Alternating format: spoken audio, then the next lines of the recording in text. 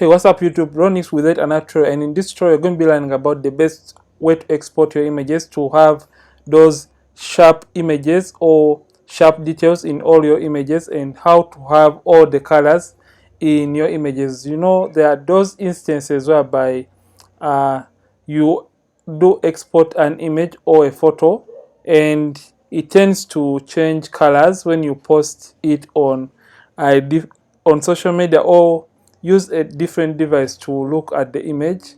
So we have those incidents whereby you have a color shift or a change in color. So this story is about the best method to export those images so that you don't have that problem, and also to have a very sharp image when you do export it. So this is my secret rather.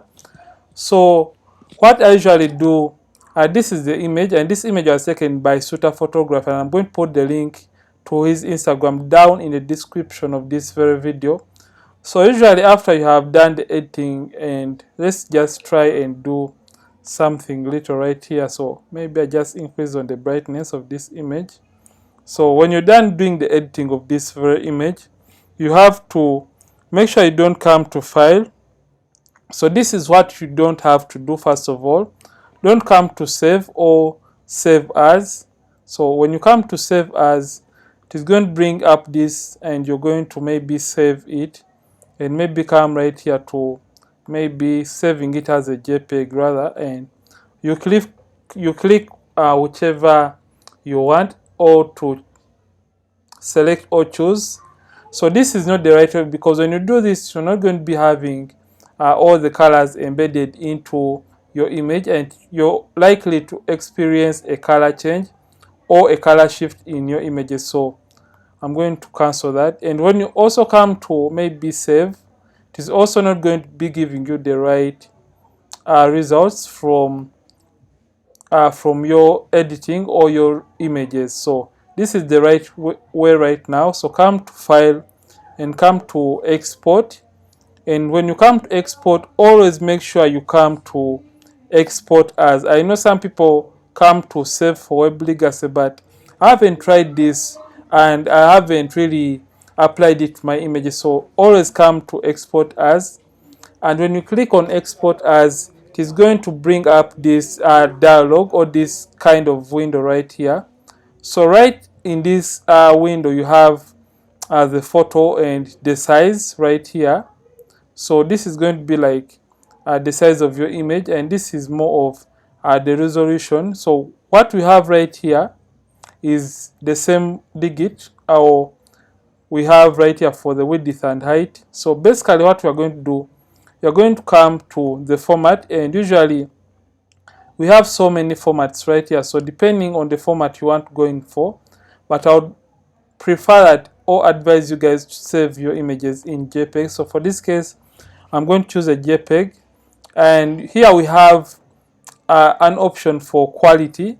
So if I told you you're trying to export or save a thumbnail, usually for YouTube thumbnails you have to come and reduce on the quality. So when you reduce on the quality, you're going to notice that this is also going to change. So for a YouTube thumbnail, if at all you're creating a thumbnail, you have to adjust until this is around below 1.5 MBs, because that is the recommended. But if at all you're going to print this image or maybe post it on social media, you have to always have a 100% quality of your image, because you want the best resolution out of your image. Then usually I don't prefer to tamper with this width and height, since I already cropped my image in my Photoshop. So basically what I prefer to do is come to resampling, and I make sure I select by cubic sharper. So when you do select by cubic sharper, it is going to add some kind of sharpness to your image, and it is going to enhance the details even more when you export your image in Photoshop. So right here we have the canvas size. So I don't want to play around with this, because I want the image in its original format. So right here, this is where you have to take more emphasis and more attention. So we have the color space option. So under the color space option, we have convert to sRGB. So this sRGB is like the default for the default colors for the Photoshop software or application. Then we have the second option, which reads embed color profile. So when you select embed color profile, you're going to maybe harmonize or blend all the colors you may have color graded in the image and integrate them into your photos anyway. So when you integrate them, it means that you have mixed or married or merged all the colors into your image, meaning your image is not going to be changing any colors when you post it on social media or having any difference between the image you edited in Photoshop and your prints. So when you embed or you select these two options, it means you have solved that issue. Then come and click export.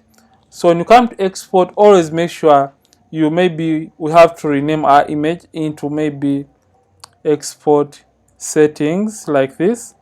So right now you can now select the location whereby you want to save your image, but for this case I'm going to choose the desktop as my location for the image. I'm going to click save.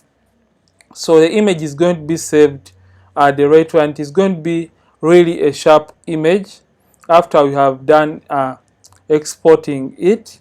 So you can see this is just an easy way of how to deal with the problem of color shift and having images that are not going to be sharp after you have exported them into Photoshop. And if at all you find this tutorial really nice and helpful to you, don't forget to like this video and don't forget to subscribe this channel if at all you're watching from this channel for the very first time.